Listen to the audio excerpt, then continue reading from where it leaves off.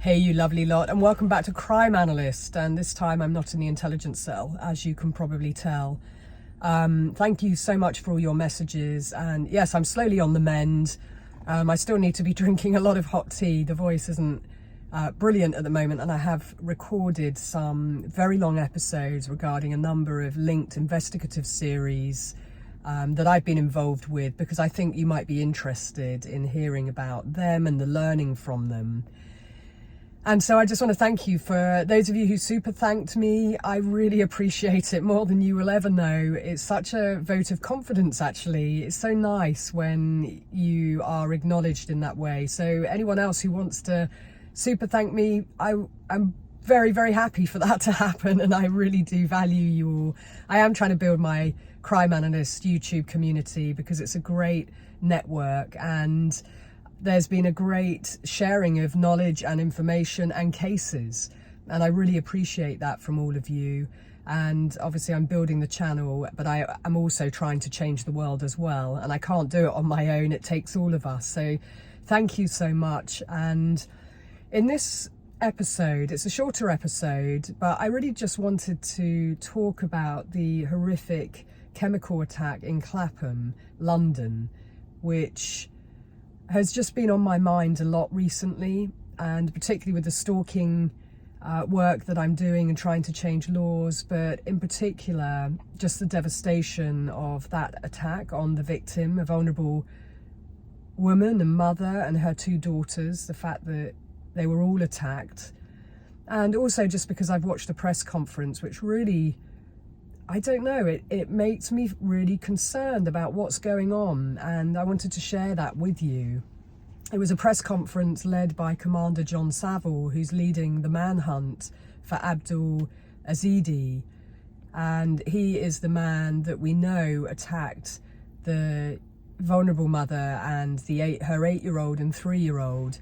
And what was said in that press conference, I've literally just finished it, was that the Met have been going through a painstaking process of reviewing all the CCTV from the 31st of January, from the night of the attack.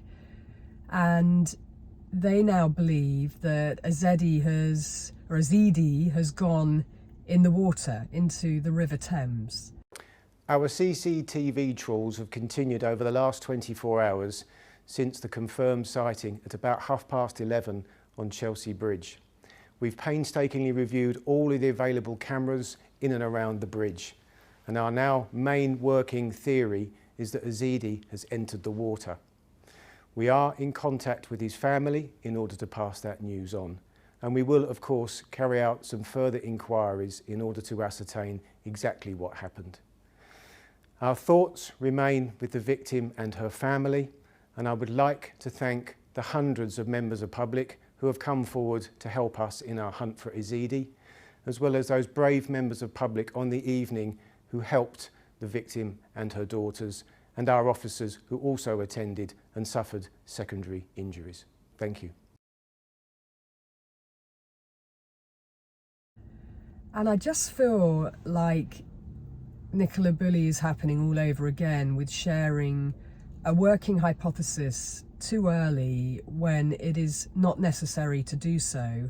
And I really just wish this wasn't happening, and why we're seeing this trend in officers coming out in the media and giving their working hypothesis. And particularly in a case like this, I really don't understand why they would do that when it's a manhunt, and that he could well be an extremely devious offender, and he may be wanting to point in that direction, but that's not what happened. And therefore I think there has to be a pause on sharing working hypotheses with the public. I really wish that would happen. I want to tell you a little bit about what happened on the 31st of January. It really is the stuff of nightmares, and it's been on my mind a lot. We had the Bryce Hodgson horrific case where he was a convicted stalker who was basically breaching entry of a building to get to the female victim, and he was wearing body armor, he had crossbows, multiple, and he had other weapons as well, a hatchet, a knife, and he was shot dead by police. And when I saw that the this individual, he was unnamed at the time, had been shot dead by police. I wondered what the hell he was all about and what he was doing for the police to take such serious action. And I knew it wouldn't be anything good and would most likely be stalking or domestic violence related. And then sure enough, it came out that he was a convicted stalker. He had stalked that victim previously. He'd actually sent many messages to her, managed to get into her bedroom, breached her place that should be safe for her, her home, and he had violent sexual fantasies which he shared with her.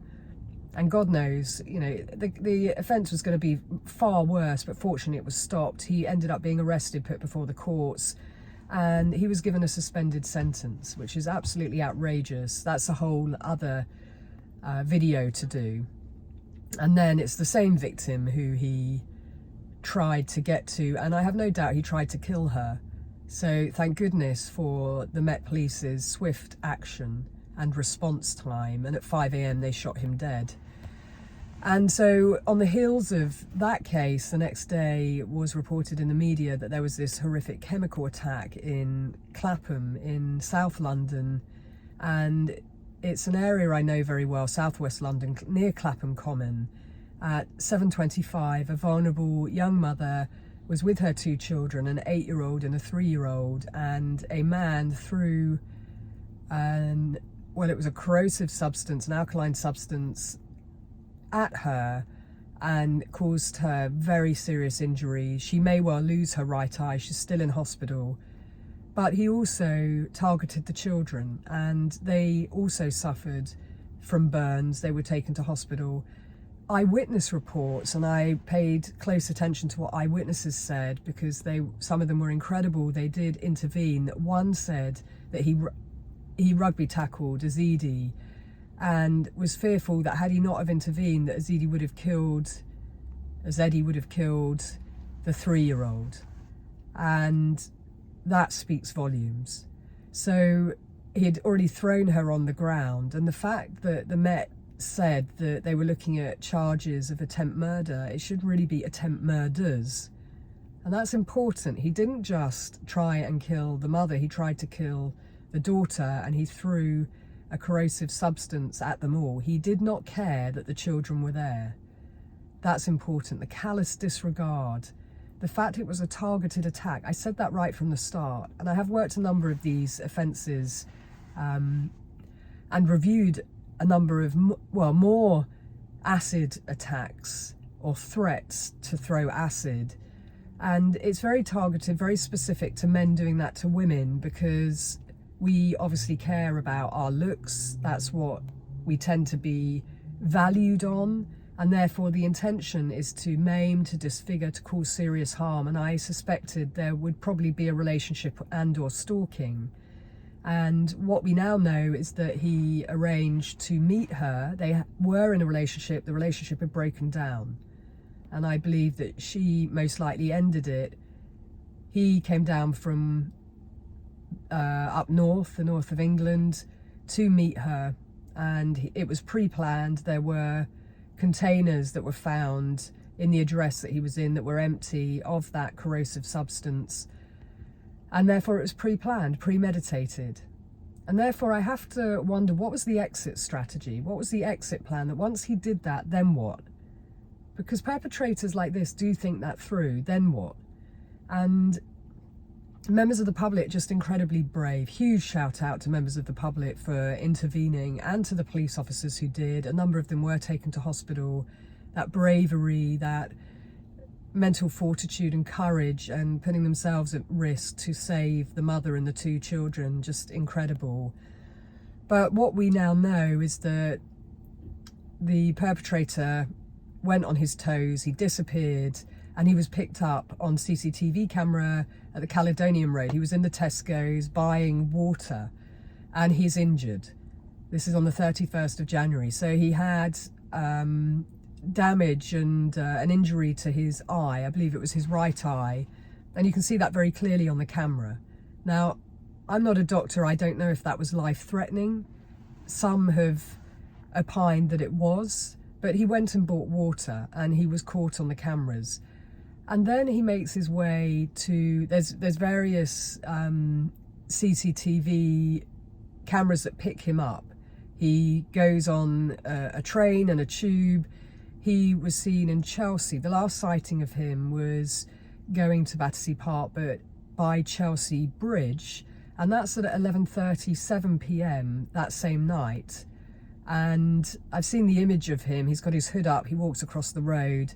And in the press conference that Commander John Saville recently did today, he said that they find him, they pick him up on the cameras at Chelsea Bridge. There's a suggestion that he was looking over the railings, and therefore there's a working hypothesis he has gone in the water. And I just want to point out that this, in my opinion, isn't very helpful to put this out into the public domain, because it means that people might stop looking for him, and we want people to carry on looking for him. Where was he going and why? He left the crime scene and he had a plan. He went and got water. What was the intention of his jumping on the tube, jumping on a train, going to King's Cross? What was the plan? And I'm sure that there was one. Was it always the plan to wait till later, make it look like he would go into the River Thames and therefore the police would give up looking? I can't say one way or the other at this stage, but what I can talk to is how devious sex offenders and coercive controllers and stalkers are. I know very much about that, which I can talk to. And he was a convicted sex offender. As I always say, there's always a history, and of course there was here, and I made it clear this would not be his first offence. You don't just wake up one day and behave like this to a woman, particularly a woman who you've been in a relationship with, and 2 little girls. The callous disregard, that is so important to take note of. The male entitlement, he thought it was his right, that if I can't have you, no one can. The relationship had broken down, and this is how he reacts, rejected and vengeful. Makes the most dangerous type of perpetrator, particularly a male abuser to a woman. And he hunted her down, and he had a plan, and he threw this corrosive substance at her and the 2 little girls. It most likely splashed back at him, and that's why he was injured. And you can't really do an in vivo tryout for this, i.e. try it out, see what happens. So he wouldn't really think about whether there was wind and so forth, and if he threw the substance it might blow back at him. I believe that's probably what happened. And like I said, I don't know if those injuries were life-threatening, but the very suggestion that he has gone in the water, well, it is just that, it's a suggestion. There is no evidence that I'm aware of at the point of making this video that that's what happened. Now, the Marine unit has been called in, and I really hope they're using sonar, because there's already that narrative that, well, the River Thames is a very difficult body of water, which it is, and the body may take a very long time to reappear if it ever does. So that's already out there. And what I will say is that until I see physical evidence and proof that he is dead, I will not believe that to be the case. Because like I said, I know how devious, I know how manipulative offenders like this are. And therefore you can't just go on an assumption that that's what happened and then everyone stops looking. So I really hope that the manhunt continues. I really hope that the young vulnerable mother is recovering. She may well lose her eye, and from what the reports say, she's got life-altering injuries, and therefore he may well have disfigured her forever. And she will have to live with that forever, and that trauma and the invasion of her soul and not feeling safe. And that's what he did. That's what he planned. That's what he premeditated. He believed it was his right to do that. His feelings mattered more than her. And that is absolutely outrageous. But I'm just breaking it down into what that real message is, that his feelings matter more, and that it was his right in his psychopathology to damage her and harm her in that way, and the 2 girls, and he did not care about the impact on them, and they will have to live with that, those injuries, that trauma for the rest of their lives. He changed their lives forever, and that is incredibly serious, and I hope that he will be brought to justice. Excuse me, my voice, but I hope he will be brought to justice. I don't want to lose that point, because accountability is so important. And to the members of the public, and particularly in London, please stay vigilant. And to those media reporters and others who are trying to find the name of the victim and her children, please stop. They've gone through enough. There is no reason for us to know their names. We just have to send positive vibes and wish them well and hope that they recover, and hope their journey of recovery is as easy as possible and that they are supported, not hunted and hounded and the media trying to find out who they are. This is not of their doing. And I do just want to go to the point of separation again. Separation is a high risk factor. It's when perpetrators can be capable of the worst things, particularly male perpetrators who are vengeful and resentful and believe that women should pay for hurting someone's feelings and pay in this horrific way. His male entitlement is off the scale. And the fact that he was a convicted sex offender, well, he sought asylum and twice was rejected, and then he committed 2 sex offences that we know about, and then he changes and converts to Christianity, and then he's granted asylum. I mean, this is just absolutely outrageous. What's the message to the victims? What's the message to women? We all know what the message is, and we want it to change. He had no business being in the country, and we want it to change so that women actually matter. Whether it reached the threshold of deportation or not, why was he granted asylum just because he says he's converted to Christianity? Look at his violence history. What does that say? And we know that sex offenders are devious. We know that they're abusive. You know, this is somebody who's a misogynist who doesn't care about women and girls. And then that was 2018. And then a number of years later, he throws this acid in a young, vulnerable mother's face. And separation is a high risk factor, and so is stalking. So escalation is real, and we have to take it seriously. And I really want violent men to be held to account, and proper accountability for what they've done. Not just, oh, you've converted to Christianity. So this is somebody who has a track record of being devious.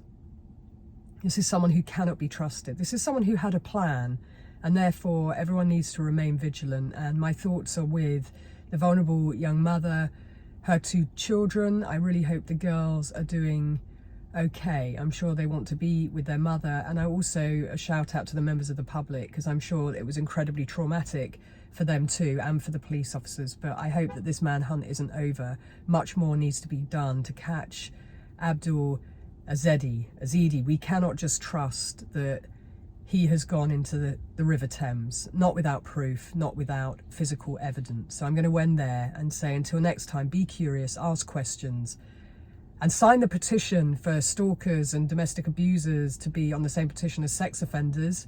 So be curious, ask questions, and always trust your instincts.